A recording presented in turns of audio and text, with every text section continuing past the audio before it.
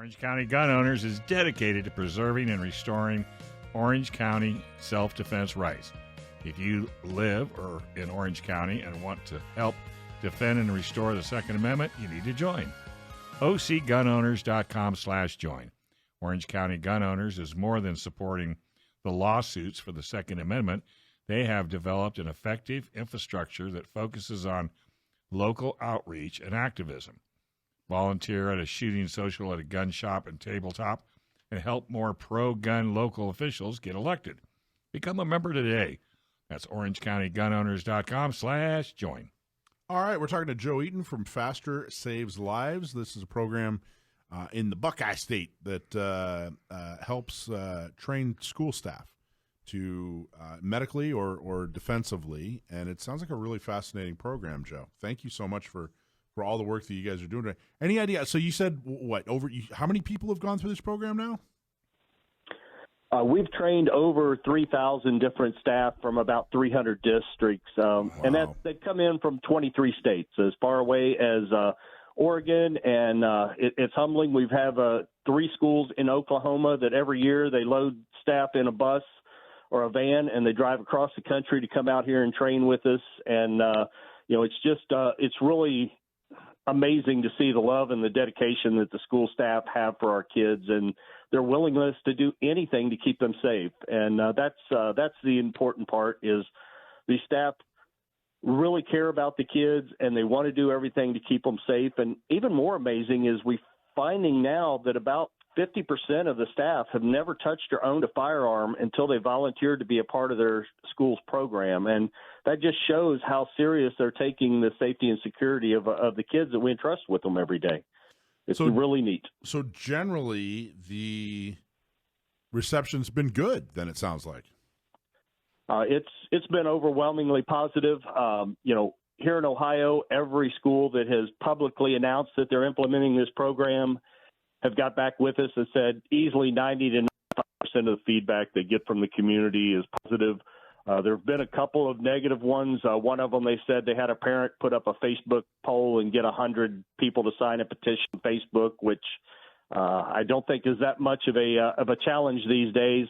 And then we did have Bloomberg send in Every Town for Gun Safety and file a lawsuit against one of the school districts here in Ohio.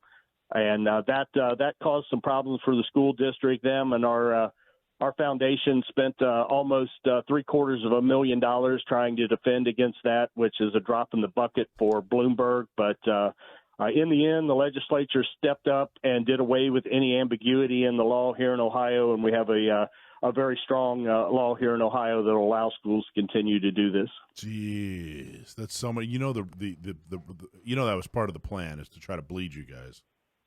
Exactly. They picked a small district that they thought would just cave and give up right away, and they would have the precedent. But the school district was very serious about it. In fact, it's sad because the school district had a school shooting in their school in 2016. It was fortunate they had an SRO there who was able to immediately respond within less than 10 seconds and chase the shooter out of the school. Nobody died before people were shot in their school. So the very next year, they wanted to include additional armed staff to increase their safety and security, and that's when Bloomberg came in and filed lawsuit against the school district. But overall, it was a long, drawn-out battle, but we came out on the right end of it. Well, congratulations. You guys are doing an awesome job. Now, what is generally, it's, I guess, just from our brief conversation here, it sounds like Ohio is a fairly Second Amendment friendly state. Is that fairly accurate, or what are some of the big struggles you have statewide there? We have really done a lot of fantastic cleanup, one little bite at a time over the past 20 years. Even concealed carry, Ohio was the 45th state to enact concealed carry back in 2004. In fact, it was just about 8 years ago, we were the very last state which put the burden of proof back on the prosecution. You know how when we all grew up believing that you're innocent until proven guilty? Right. Well, until about 8 years ago in Ohio, for self-defense, you were guilty and had to prove yourself innocent. And we finally got the burden of proof shifted back to the prosecution instead of on the innocent person defending their lives.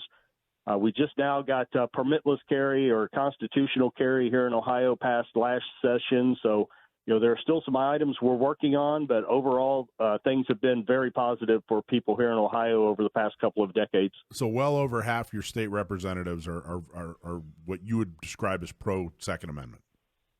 Yes. Yep. We have a very strong Republican majority in here, and we used to have even a lot of very strong Democrats going back to Ted Strickland when he was our governor. He signed and promoted a lot of good legislation for us. But in fact, during that time, the Republican governors were our problem. We had our first veto override in 70-year history here in Ohio, which was for one of our concealed carry laws overriding Republican Governor Taft. But the state legislature knew it was the right thing to do. They bucked their party leadership and said, this is the right thing for people of Ohio, and they overrode his veto. Yeah, I'm completely done with Republican versus Democrat. There's no guarantee that a Republican is on your side if you're a gun owner, and there's no guarantee that a Democrat is against you if you're a gun owner. It's just about either you do the right thing, you don't. I don't care what color your tie is. It's so ridiculous. But that's awesome. It sounds like you're doing a great job. We have a co-host here, Action Jackson. He's 9 years old. He regularly shoots. He's got a variety of 9mm. And he has a question for you, Joe. What's your question? What's your favorite gun? Good question. My favorite gun? Well, for years and years, it was the Glock 19 that I've shot for decades, but it was probably about 2 years ago I switched over to the SIG 365, and I've just fell in love with that. That small gun shoots almost identical feeling to the larger Glock 19 that I shot for years and years. So I would have to say that's it for right now. I am not one that goes out and buys every new gun that comes along, but I've found ones that do the job for me, and that's what I stick with. You should live in California. You would never have to worry about buying a new gun. Yeah, because you can't buy one. Because you can't buy one. Hey, Action Jackson, tell them what you did on that Instagram. Didn't you do a pretty amazing shot just the other day? Yeah, it was It was what? Hang on one second. Hold on a second. The boss is A 140-yard shot. Wow, with your 9mm? Holy smokes. Yep. Congratulations. Were you standing still or were you running? Standing still. Okay, very good. Now, this little guy is Very amazing. nice. Yeah, he's got, don't you We'll have have to get him and a couple of you out here to Ohio to one of our classes next summer. We'd love to have you guys come out here and see what we're doing, and then get back to California and get the legislature back in line out there to allow them to do it again, because you had that option for decades. We're going to need your help on that one, let me tell you, brother. So you offer so it's all done in Ohio, but you offer this this service or these classes to anybody that wants to take them, huh? Exactly. We even opened it up to churches, businesses, to the general public. If somebody attends from outside of the K through 12 environment, we ask them to cover the cost of the training, because we try to provide grants to the schools so they get this training at no cost to the schools. Like I said, we regularly run them here in Ohio. We run them in Colorado, and we just started this year running them in Arizona, and we hope to keep the momentum up there. Basically, anywhere there's enough demand from the schools, and if we've got the funding to make it happen, we can take this program into any state and provide it to their schools.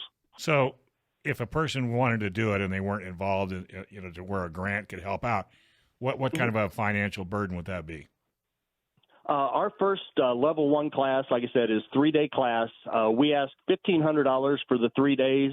That includes the 3 days of training while you're here. It includes a hotel while you're here, and includes a professional trauma kit that we give all the attendees to take back to complement the trauma medical portion of the training also. So we try to make it as economical as we can, but we've got to build in enough that we can keep providing this to the schools at no or as low cost as we can. I think that's, Mike, I think that's more than reasonable. It's awesome. It's very, very cool. I mean, it costs you that much just to take Mike to lunch. Depending. Well, we're on lucky whether or not a I get couple of dessert. the training facilities. Yeah, the training facilities we use here are bought into the program, and in 10 years they have not raised the price of what they charge us to run a class through them. So we're very blessed. The work that Tactical Defense Institute here in Southern Ohio and Apex Shooting does up in Northern Ohio, it's great to have good partners like that. Well, so I'm sitting here thinking, how could anybody say no to saving children's lives if you're not mandating it? If there's people within the school that say, hey, I really want to be part of this and maybe even be part of saving children's lives, where's the argument? I can't even imagine it. There really is no counter argument. In fact, I get aggravated as can be when I'm working with the media and they tell me, well, we have to go talk to the other side. And I'm like, seriously, is there a side that wants to have more dead or injured kids? That's absolutely ridiculous. Exactly. We're all on the same side. We're looking to save as many lives as possible. And our program simply gives schools an option because they do very good now about the stuff that can help, detect or deter or deflect the things such as, single points of entry and sign in, sign out at the schools. They train their staff to look for changes in behaviors and personality. They have tip lines. They monitor social media. But, schools look at it and say, what do I do, such as happened at Sandy Hook or, at Parkland or Uvalde, where everything else I've put in place falls apart. Somebody shoots the front door out of my school and starts murdering my staff and students. What can I do? And that's where our program comes in. And they're finally getting this more and more. When we first started 10 years ago, it would aggravate me that schools would plan for every other emergency except for violence. And I tell them it would be negligent if your plan was for a kid that falls in a pool to simply dial 911 and stand there at the side of the pool. There's no way we would have that as policy. You're going to jump in the pool. You're going to pull the kid out.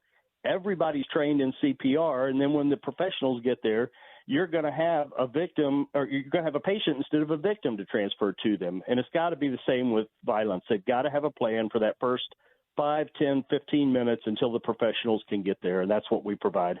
Without a shot. I mean, it just makes no sense. Well, if you're being violently attacked, I don't care what the situation is. If you're being violently attacked, it is always better to be able to defend yourself. Right. Than to not defend yourself. And any other assertion is political. Exactly. Well, so when they turn around and say, oh, my gosh, we had a killing in Parkland, and they complain and they rant, they rave, and they beat their chests, and they do absolutely nothing about it till the next, and then the next.